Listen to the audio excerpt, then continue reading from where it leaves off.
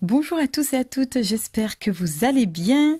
Pour commencer ce nouveau podcast, je souhaitais d'abord vous remercier chaleureusement pour l'accueil que vous avez fait à mon tout premier podcast qui parlait d'écologie. Et aujourd'hui, j'avais envie de vous partager mes réflexions sur le sujet du jugement, le jugement de valeur que l'on peut porter sur une situation ou sur une personne, parce que je pense que j'ai beaucoup évolué sur ce plan-là, puisque je faisais partie moi aussi de ces personnes qui jugeaient assez facilement sur une apparence par exemple, et je pense que la vie m'a guidée vers un chemin qui m'a permis de réaliser beaucoup de choses.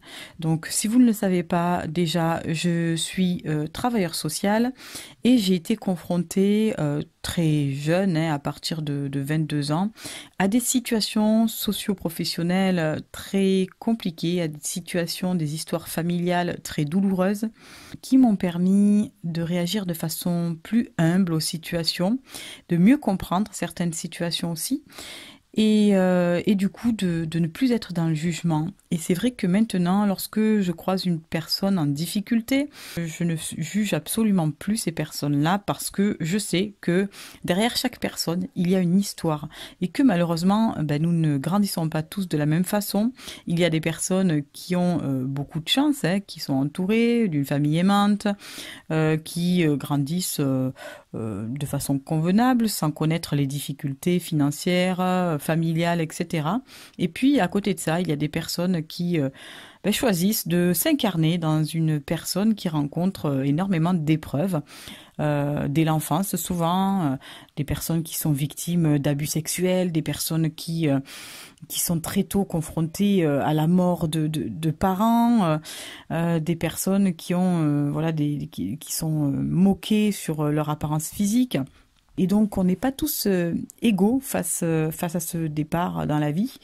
Ce qui fait que, évidemment, on reçoit pas tous les mêmes valeurs, on reçoit pas tous les mêmes épreuves qui nous font grandir, et que par conséquent, il y a des personnes qui évoluent rapidement, qui comprennent beaucoup de choses, qui sont matures très tôt, et d'autres qui, à l'inverse, ne trouveront la sagesse que très tardivement.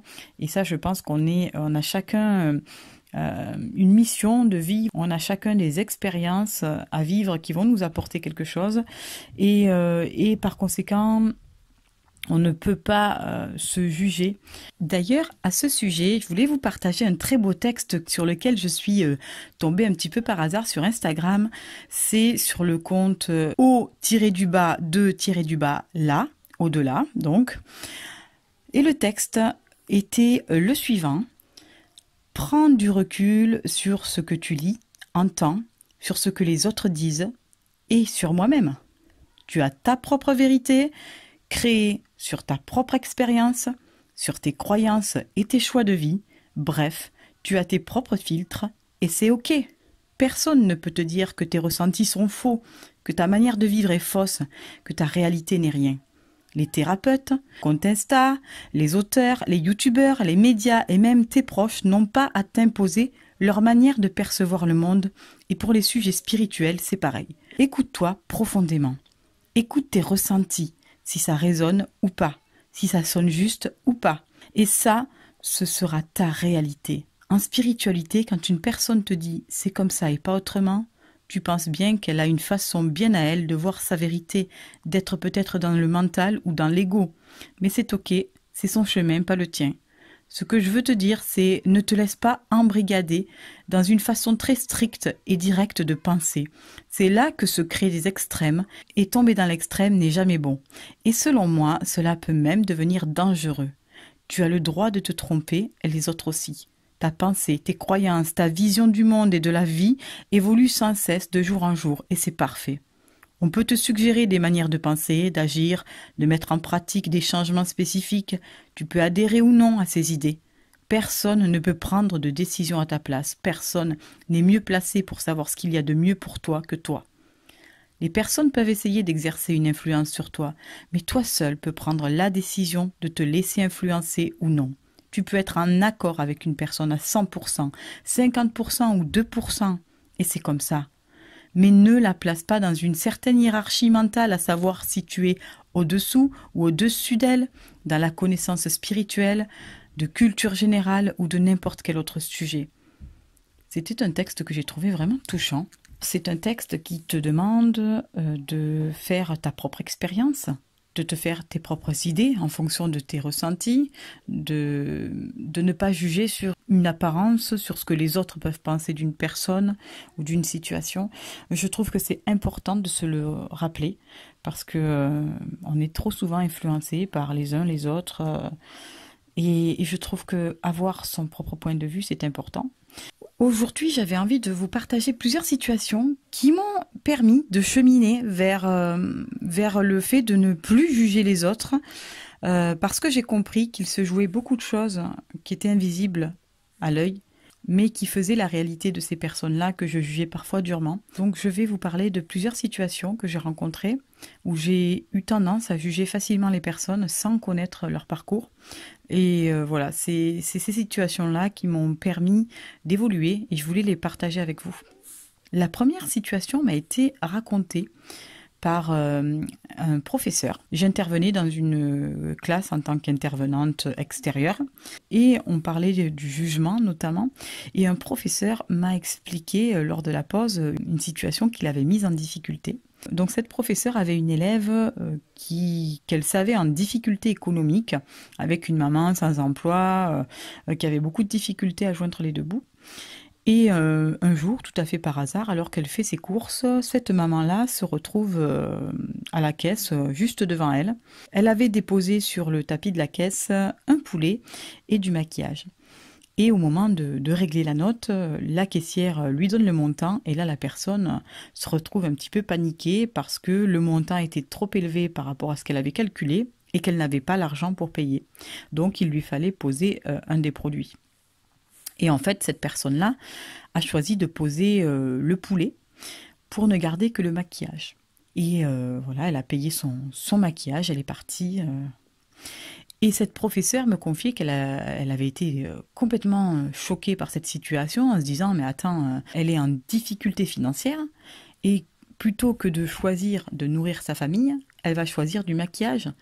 Donc cette prof me disait mais je comprenais pas cette situation, pour moi c'était aberrant, jamais j'aurais fait ce choix-là en sachant que j'avais des difficultés pour nourrir ma famille.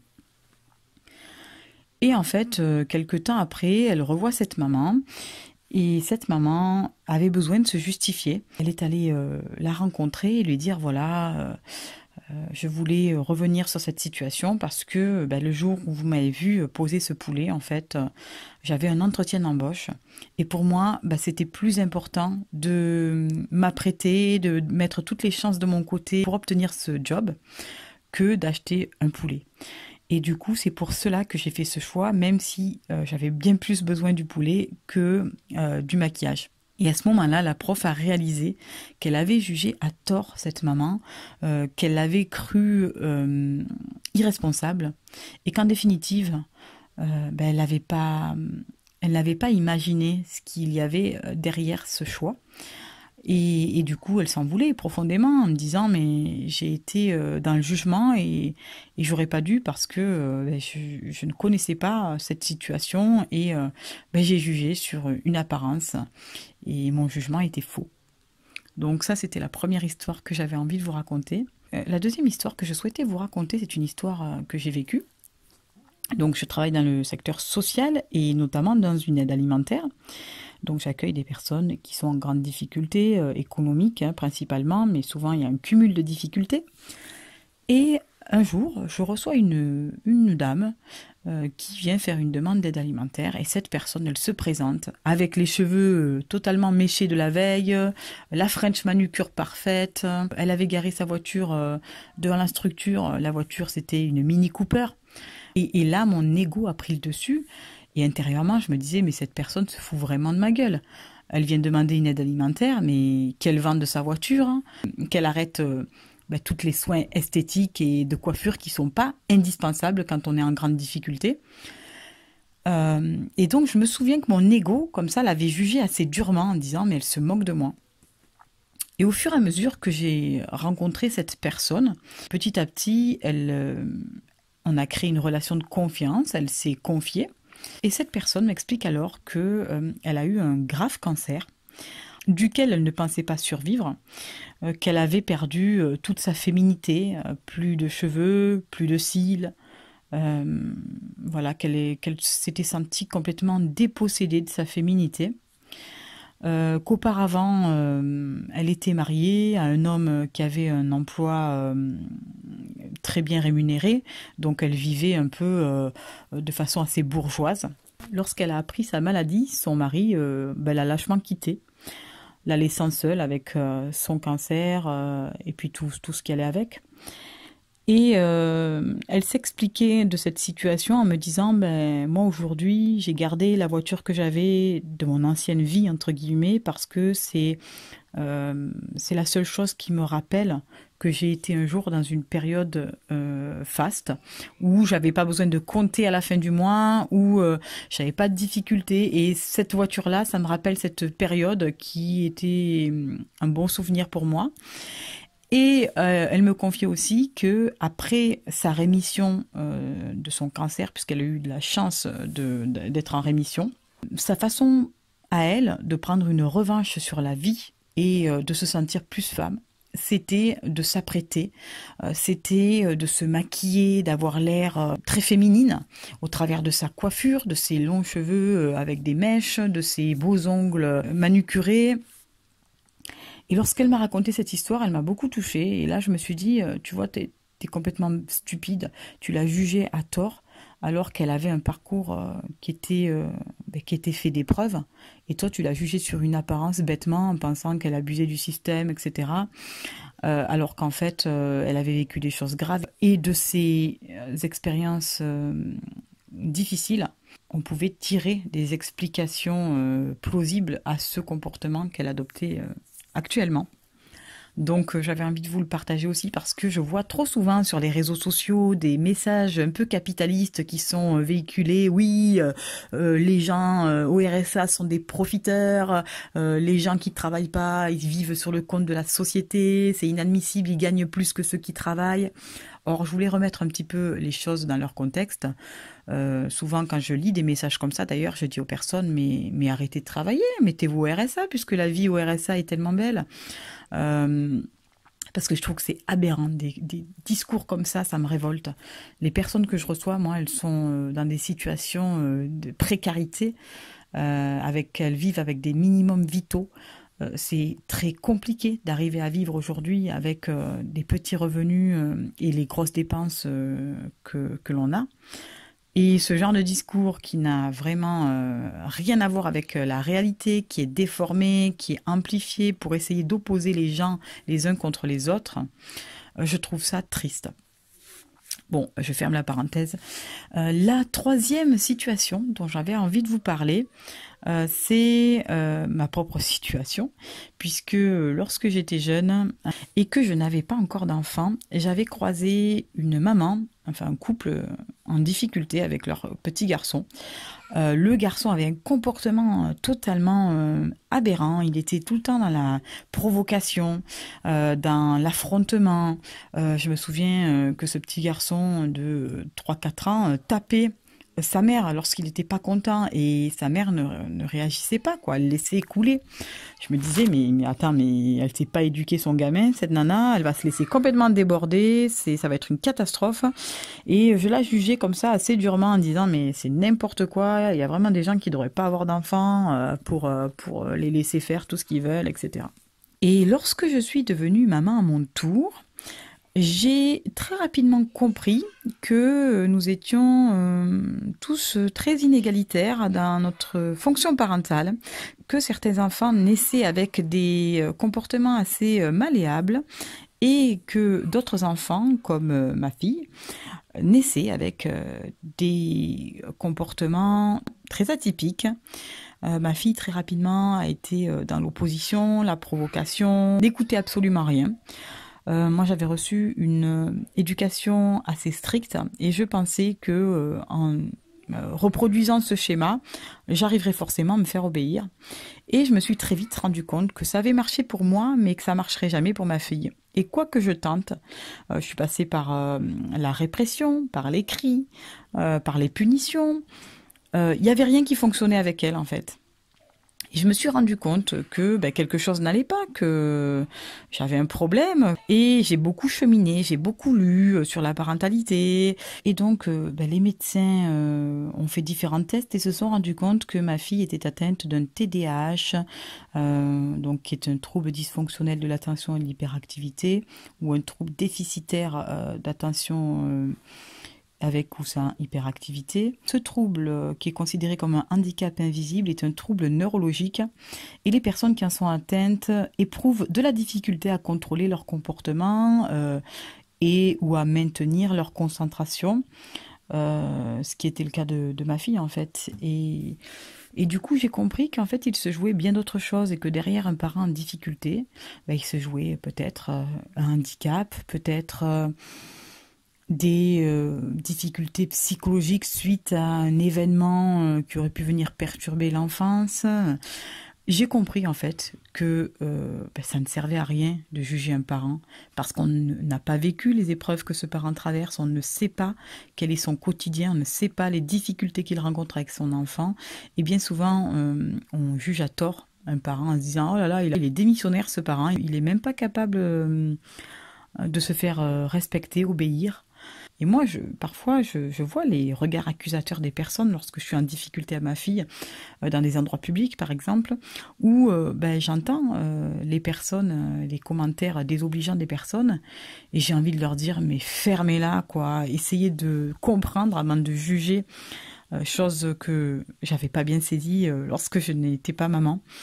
Donc aujourd'hui, quand je vois un parent en difficulté, j'ai plus envie de lui tendre la main que de l'accabler davantage, parce que je me dis que c'est peut-être un parent qui est en souffrance, peut-être que c'est quelqu'un qui a besoin d'aide, et que le fait de le juger, ça va pas lui rendre service, bien au contraire. Donc j'avais envie de vous partager aussi mon expérience perso. Et pour terminer, la dernière petite situation que j'avais envie de vous partager, c'est la situation d'un monsieur qui était sans domicile fixe. Donc ce monsieur était tout le temps alcoolisé, vivait dans la rue, était dans le rejet d'aide. Tout ce qu'on peut voir de plus dégradant lorsqu'on voit une personne sans domicile dans la rue qui est complètement saoule.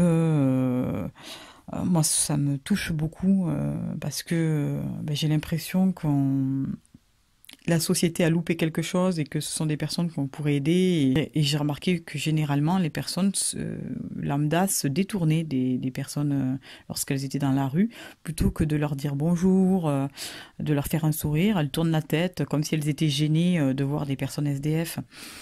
Donc ça, je trouve ça déjà triste. Mais plus que ça, en fait, ce monsieur-là a été finalement hébergé dans une pension de famille, une maison relais, qui propose un hébergement à des personnes qui ont vécu dans l'errance et qui propose une seconde chance en prenant petit bout par petit bout la situation, en essayant de défaire chaque petit nœud et au final permettre aux personnes de se réinsérer socialement. Et ce monsieur-là, donc on a collecté lors de la collecte de la banque alimentaire et on m'a confié sa situation.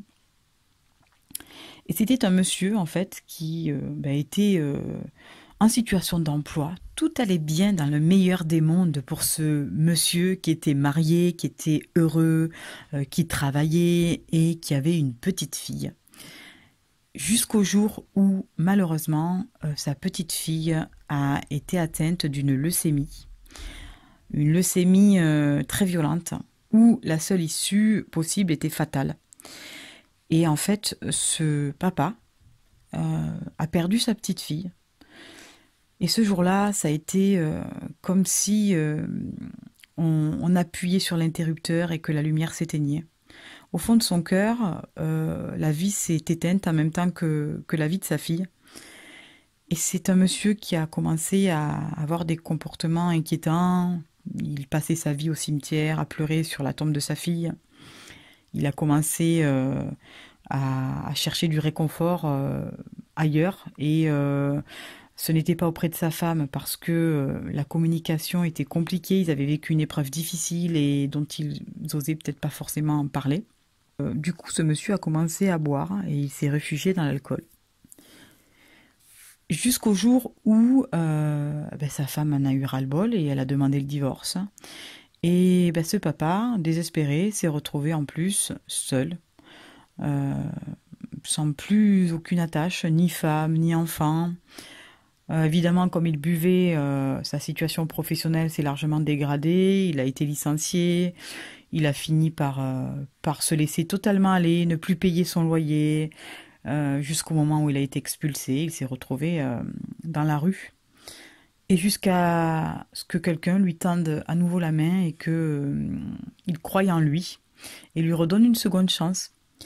Et cette histoire, elle m'a vraiment beaucoup touchée, d'autant que c'est un monsieur qui est adorable. Cette histoire m'a vraiment fait prendre conscience que parfois, derrière certaines situations, eh bien, notre corps se met en alerte.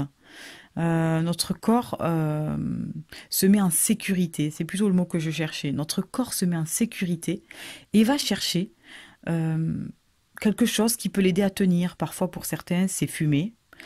Pour d'autres, c'est l'alcool. Pour d'autres, la drogue. Pour d'autres, des comportements déviants. Voilà.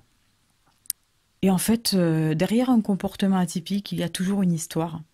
Et c'est ce que j'ai compris en faisant ce travail, c'est qu'en fait, ça ne sert à rien de porter un jugement sur quelqu'un, parce que quoi qu'il en soit, on ne pourra jamais juger la situation avec clarté, sans connaître la personne ou la situation. Voilà, donc c'est le message que j'avais envie de vous transmettre aujourd'hui dans ce podcast par rapport au jugement. Souvent, sous mes vidéos YouTube et sous les vidéos d'autres youtubeurs, je vois des commentaires qui sont vraiment assassins, d'un manque de respect, d'insultes, de jugement. Et là, je me dis, mais ces personnes-là, j'ai presque de la peine pour elles parce que elles n'ont pas saisi ça, quoi. Elles n'ont pas saisi ce que j'ai compris. Et je souhaite vraiment pour elles qu'un jour, elles arrivent à cet état d'arriver à ne plus porter de jugement bêtement sur une situation, sur une personne qu'on ne connaît pas. Voilà. Et j'avais envie de vous partager ça, parce que je trouve que c'est important d'apprendre à s'aimer fraternellement, d'aimer l'autre avec ses imperfections, avec ses contradictions, et que la personne qu'on a en face, on ne pourra jamais la rendre parfaite. Elle a une histoire qu'il a construite, elle a une enfance qui a contribué à ce qu'elle est, et que tous ces paramètres-là font qu'on est les personnes qu'on est aujourd'hui. Voilà, c'est un message de tolérance que je voulais partager dans ce podcast pour vous dire que juger ne sert vraiment à rien. Ça sert juste à nous opposer. Et je trouve que c'est bien dommage parce qu'on a vraiment besoin d'être solidaire et d'être unité plutôt que division. Voilà le message du jour. J'espère que ça vous aura plu. N'hésitez pas à me partager vos réflexions. Je vous embrasse. Passez une très très belle journée. À très bientôt.